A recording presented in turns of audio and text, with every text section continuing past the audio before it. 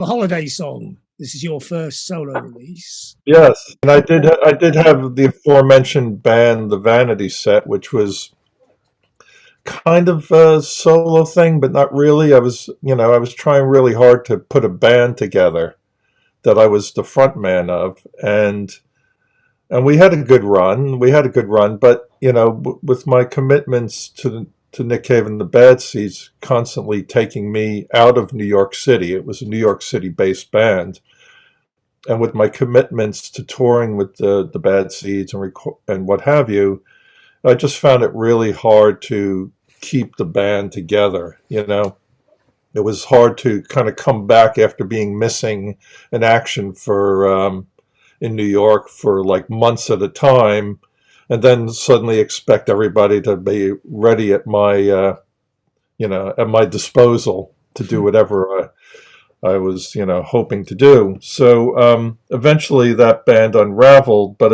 I always saw it more as a band, ideally as a band, and very much bouncing ideas off the other band members and hoping that they would have a fair amount of input. But this was my first attempt at doing something that entirely on my own, that I kind of controlled fully and really didn't care what anybody else had to say about it. I was going to do as I liked. So did you? I mean, you're a multi-instrumentalist, aren't you? Because you originally were a bass player. I aspire to be a multi-instrumentalist. Basically, I'm a shameless sort of person that sort of will take a whack at any instrument that happens to be lying around. And I, excuse me, and I've always liked when people play things simply. I like virtuosic playing as much as the next guy, maybe more so. But I also really admire a sort of a minimalism and a sparsity, and I guess that's what really the first experience that I had with that as a player was the aforementioned bass playing that I did in Teenage Jesus and the Jerks. And I approached the bass much more like a percussion instrument rather than a harmonic or melodic instrument. And it is part of the rhythm section after all. But, whether we're talking classical music or jazz or rock music or art rock, I can cite examples in all across the scope of music. Eric Satie, Miles Davis, Kind of Blue, early Talking Heads, all sorts of bands that were Terry Riley, that had some sort of approach that showed a facet of how Orvo Part, or Part, however you pronounce his name, all sorts of composers and musicians who could show how you could construct beautiful music, but using very simple components in some way, some very imaginative way.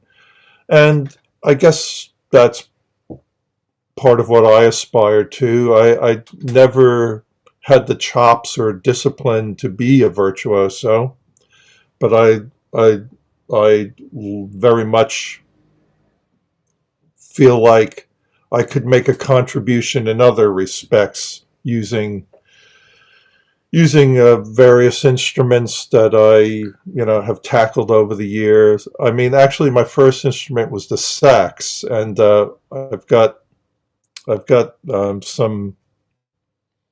some rare examples of my sax playing on Lydia Lunch recordings and what have you.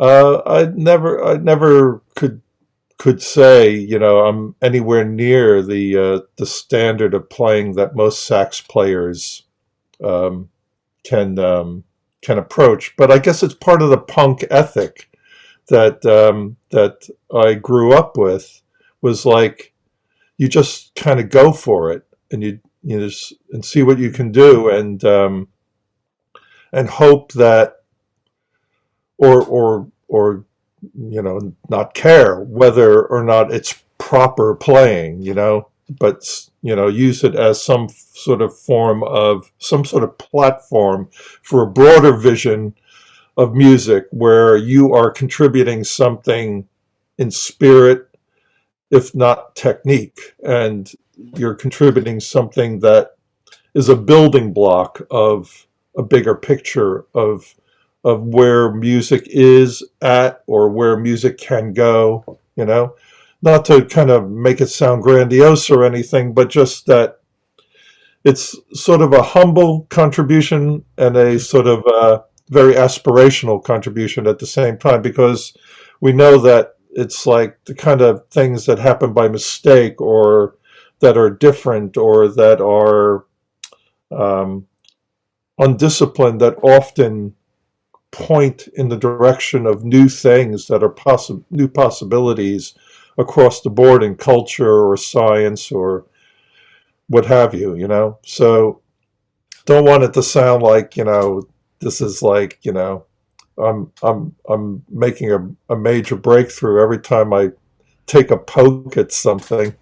But, I'm by no means saying that. I'm just saying that it's that spirit that pervaded punk. And I think, who would have thought that a band like the Ramones could have revolutionized the way music got played, and in the ensuing decades. They were one of the most groundbreaking of bands, rock bands, and yet at the same time they were like totally dissed for being like so kind of reductive. But their influence still to this day is like amazingly pervasive. Yeah, I like the idea that you can get a line from the song back to the Ramones, back to a no wave. And some of those ideas you talk about there being part of punk, yes, they were part of punk, but they were especially part of no wave. I mean, some of the greatest pieces of music made in that no wave period literally have one note in them, and it's a Yeah, space between the notes that's more important than the notes, isn't it? And I yeah, can see that line in the holiday song. yeah. That sort of space between things. That's actually that idea is often attributed to Anton von Webern, the who was like a serialist composer from I guess from the 20s, 30s, German composer, sort of a student of Arnold Schoenberg, and his Alban Berg was another of his associates. But space is very important in Webern's music, and he stated as much. And then that same idea was even more radicalized by a later composer, John Cage. The most infamous one example of that, of course, being that 4 minutes and 33 seconds composition, which is just a guy sitting down at a piano and not playing for 4 minutes and 33 seconds. We could go on about that, but silence is what creates rhythm, basically. If nothing else, even if you don't consider any of the other aspects, silence it's the space between the notes that creates the rhythm. It's a binary system, right? So you can't have rhythm without space. Yeah, and I did try to leave a lot of space in Holiday Song. I mean, when you sit down to write the song, obviously these ideas aren't at the forefront of your mind. These are just ways you would do it anyway, because that's the way you've always thought about music in the Yeah, background. I mean, when you wrote the holiday song, were you sat at a piano, or did you just get the melody in your head, or was it just a yeah, phrase? yeah. It was it was actually New Year's Eve, um, and I had insomnia, and somebody was, it was like, I don't know, 2 or 3 in the morning, and somebody was still shooting off fireworks, but it was a very occasional sort of pathetic fireworks going Yeah. off in the background. And I just sort of, I guess, it's, people always get in this sort of reflective mood around the changing of the year, whether it's to, uh, think about, their New Year's resolutions or what happened in the previous year and blah, blah, blah. This was actually written on New Year's Eve a couple of years ago. And it just kind of sat there for a long time, but I didn't really know what to do with it. But I wrote it on a little Yamaha piano, and the melody and the words came pretty quickly, as as they sometimes do when you're lucky. And yeah, I just sat on the thing for a long time, and then I was on a Bad Seeds tour, and my friend Dave Sherman, who played with the Bad Seeds on that tour, and as a sort of substitute, filling in for Conway Savage, the late Conway Savage, and who also has played with me with Nicole Atkins in our soon to be released duet album project. Do you know Nicole Atkins? Yeah, I know that is. Yeah, yeah. So we've done a duet album, and what's the project called? Is it? That's the it's name. just Nicole Atkins and Jim Sclavunos. And Dave was a kind of a key member of that team. But anyway, so Dave helped me out, working out some of the chord changes and piano parts, and he and I laid down a basic track for it. And then more recently, thank you.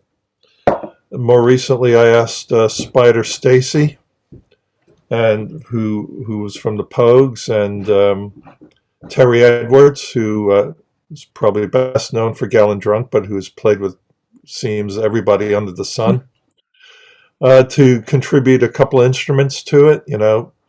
Tin whistle for Spider and flugelhorn for Terry, respectively. And yeah. In fact, Spider, I just recorded, this all came together really quickly, John. I recorded Spider at the Soho Radio studio on, I think it was last Saturday. Is that possible? Looking at the calendar. Time is very bent out of shape these days, isn't it? Yeah. I actually can't be sure when. It was, recently will do. Yeah. yeah. It was like couldn't have been much more than a week ago. I recorded him on Saturday, mixed it on Monday, mastered it on Tuesday. So it all happened rather rapidly, because this was basically my wife, Sarah Lowe. She said, "Why don't you release that song on New Year's Day and make it a sort of a charity thing for the Music Venue Trust?" And that kind of motivated me in a way that I hadn't been motivated before, and it just really very, very quickly came together from that point on. Do you know the Music Venue Trust? I'm a trustee of the Music Venue Trust. Yeah, I thought so. It almost rhymes. Do we need to explain that a little bit? Maybe you, as the trustee, could well, I guess what'll be interesting better than me. You could explain your interest and your relationship with it. I mean, it's an organisation that looks after all the venues in the UK and fights on the behalf of trade union of venues, in a sense, isn't it? Yeah. I mean, obviously, venues are in danger, and venues are Okay, yeah, I've been playing some big arenas with Nick Cave and the Bad Seeds, but I do a lot of other stuff. I play with Joe Gideon, Nicole Atkins. I'm going to be doing my own stuff, hopefully sometime this year. I've been in a lot of small bands, kind of parallel, smaller bands, parallel with the time I've been in Nick Cave and the Bad Seeds, and of course I go to venues all the time to see music, or did anyway. So these all these smaller venues are vitally important to me and pretty much anybody that likes music, right? And they're all in danger, and they have been they and the people who staff them are in a lot of trouble because of what's been going on. And this is just, you know, my small way of trying to help is by, offering all the proceeds for the month of January from the sale of this record, um, well, from this download, I should say, uh, to the Music Venue Trust. And I'm hoping that, because I don't know how relevant a New Year's Day song will be in the month of February. So I'm hoping that everybody will rush in and want to buy this download, um, just out of a curiosity, maybe a morbid curiosity about what I've done, but also if nothing else, to help support these venues. And that's what motivated me to put it out. And the song doesn't have anything to do with venues. It's just, a sort of bittersweet little number about, being, looking back on a year and looking back on life and hoping for the best going forward. Yeah, it's not But it's not been much of a holiday this year, has it? Well, I suppose in a no, sense it has. No one's been to work, but no, well, it's the the permanent vacation that that's alluded to in the song is maybe a little bit too. Maybe I got what I wished for, but yeah, I mean, it in some ways it seemed like a really of the moment kind of sentiment, um, being expressed in the song, because it has been a difficult year and in many different ways for many different people, but all at the end of the day down to this one thing, which is this virus that's been afflicting us. And apart from many considerations of anything political, its impact has been widespread and devastating, and everybody everybody out there needs all the support they can get, you know. And I guess we all have to support each other as best we can. so is there plans to do more music? Are you looking into, towards an Under album? the moniker of Jim Sclavunos, Yeah, why not? Jim Good. Sclavunos brand. It's a, it's, it's a pretty good Yeah, start. Yeah, yeah. if you got 12 of those, you've got a very good album. Well, I've actually got a lot of music I've been sitting on, John. That I just never thought. Well, I don't know. I put it together for one reason or another. And it's across the board from drony experimental electronic stuff to sort of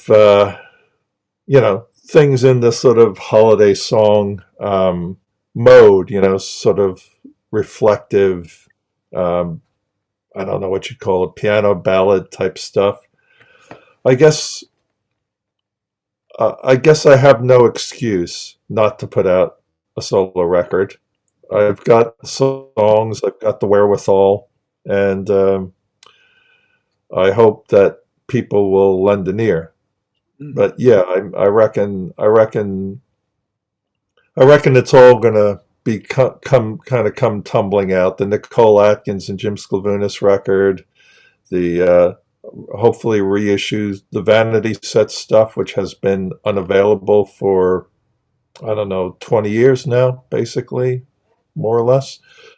I think it's the anniversary year of the Vanity Set, the first album. So that should come. I should try and put that out. And the aforementioned electronic experimental stuff, which I did with again with my friend Peter Mavrogeorgis. We had a sort of a little project team we called Silver Alert, and we did some kind of weird instrumental stuff for that, as well as a sort of multimedia presentation we did at the Perth Arts Festival back in, I don't know when that was, 2008, I think. Anyway, it was, it was like a live satanic ritual on stage with live electronic music accompaniment, and it got some scathing reviews. It already sounds great. Complete with on-stage nudity and the apparently the loudest decibel levels of certainly of anything else at the Perth Arts Festival, but maybe since an infamous AC/DC gig back in the 70s, according to one newspaper review. But yeah, I think it was people were a little bit misled by my tongue-in-cheek promotion of it, because I said it'd be a nice Valentine's. It happened on Valentine's Day, and I think people, when I said it would be a nice nice date night thing to go on to for Valentine's Day, I think people didn't see the irony in that statement. It was more of a Valentine's Day massacre. Yeah, exactly. But anyway, the music from that, I'd like to release the music from that, and a solo record. I think it's high time. I've been dicking around for decades now, like doing other people's projects. Might as well do one of my own. I got nothing to hide. You could turn the whole thing the other way around, and they could all come and be on your record. Well, that was the initial idea of the Vanity Set, was just to get a lot of friends to play together. But then it kind of turned into a band very quickly from there, because we had a good time making it. So, or I did anyway. So that bloke you play for, he likes the holiday song, doesn't he? He's given it his seal of approval. He has, surprisingly. I didn't expect him to like it, but yeah, he did. He said it was true to the bone, and that's what I was trying to be. And I think I was lucky to find a band that suited me so well, and also find a band that was so welcoming. I've been in a lot of bands, and it doesn't always work out, like Sonic Youth didn't really work out. The Cramps didn't really work out, for very different reasons every time. But it wasn't for lack of me giving it my best shot. And I guess one of the things about the Bad Seeds is it's always been a very eclectic and broad thinking kind of band stylistically. And I think that's why, one of the reasons maybe why I fit in with it, is because it kind of suited my tastes, and it was broader in its forms of expression, and that was more aligned with the kind of things that I was into. And the space for each individual member of the orchestra or whatever to be creative within the song. Yeah. Whereas imagine the Cramps, and I love the Cramps, but it's very much an impenetrable, or it was an impenetrable duo. Really, that's the core of the Cramps, and that amazing 40-year relationship Well, between. well, they would like to present it that way, or they would have liked to.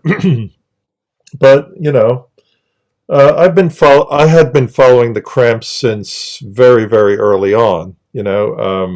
I saw their earliest shows with Miriam Linna, who was their maybe not their original drummer, because I think actually Lydia Lunch gave it a shot. According to Lydia, anyway. Well, actually, according to Lux and Ivy as well, Lydia um, was went to a few rehearsals and actually came up with the beat for "Human Fly." That's what they claim, and Lydia didn't deny it.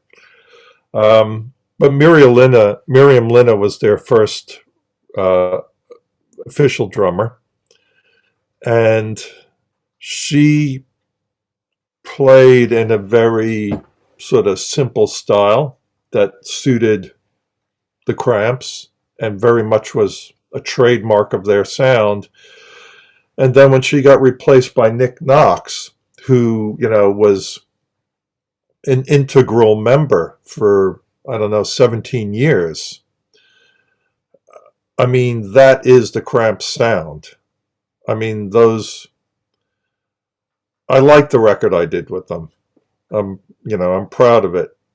And I kind of like some of the records that were done with other drummers subsequently. But when I think of the Cramps and the way the Cramps sound, I think of Nick Knox's drumming. That is the signature sound of the Cramps. And I thought it was really kind of,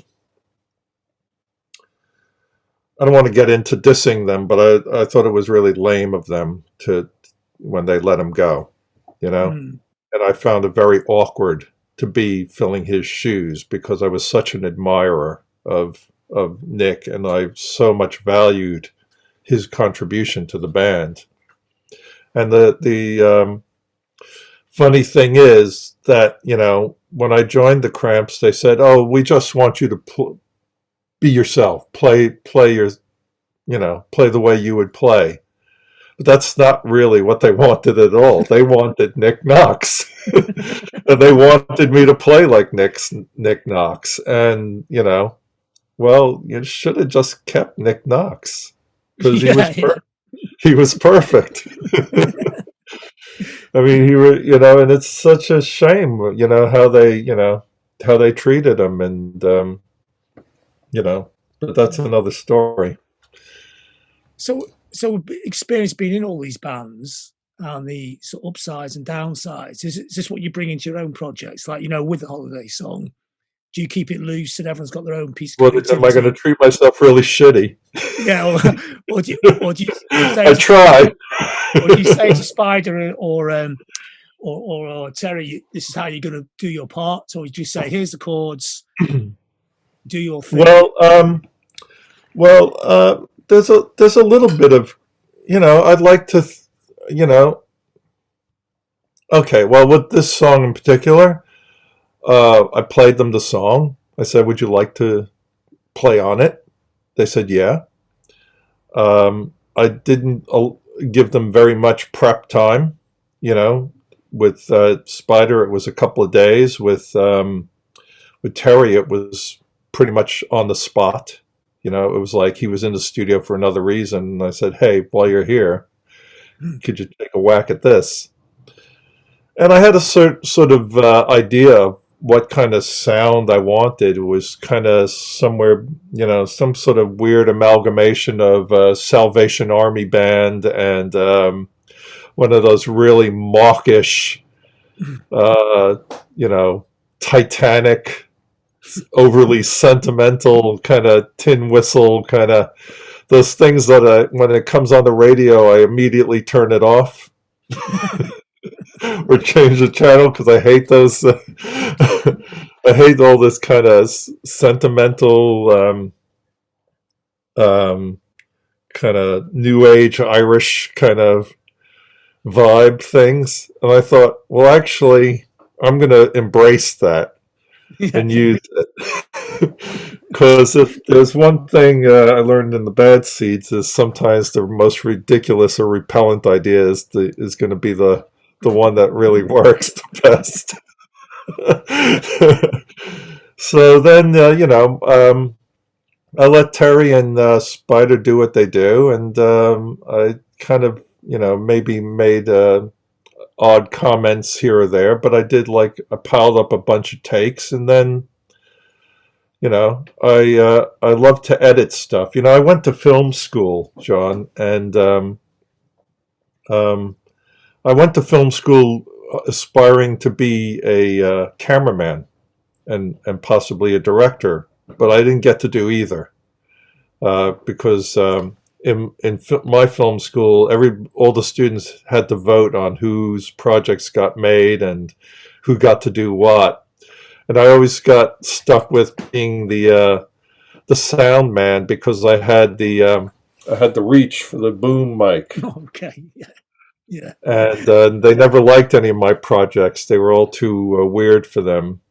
And one of the things I started learning as a result was, which microphones to use and how to edit sound, because this was back in the days of analog filmmaking, pre-digital, pre-video. So I learned how to cut tape, and I learned how to multi-track, and I learned how to mic things. And so without quite realizing it, I was preparing myself for producing and recording. And I kind of came to realize it in my very first professional, really professional recording session as a drummer, where this was in the disco era, and the producer made my drums sound like a disco drum kit, and I was like, no, that's totally wrong. That's like, and I never again let a producer have full say about how my kit was going to be mic'd or how it was going to sound, because this was for Eight-Eyed Spy, the band I have with Lydia Lunch and George Scott and Pat Irwin and Michael Palmgarden. I guess it was a sort of a no-wave band. But anyway, the producer, Bob Blank, who was most famous for his hit with a sort of a studio invented band called La Musique. They had a hit called Push Push in the Bush. I remember it well. Those were the days when you could have a lyric like that. And he recorded my drum kit to sound like with that very clicky disco bass drum sound, and the whole kit sounded super dry and really wasn't at all the kind of raucous noise that Eight-Eyed Spy was capable of making. And I kind of knew better, but I was trying to play ball, it being my first real session as a drummer. And then I was like, oh, fucking hell, this sounds awful. And like I said, ever since I've, made myself a pain in the ass to the producers by putting in my 2 cents.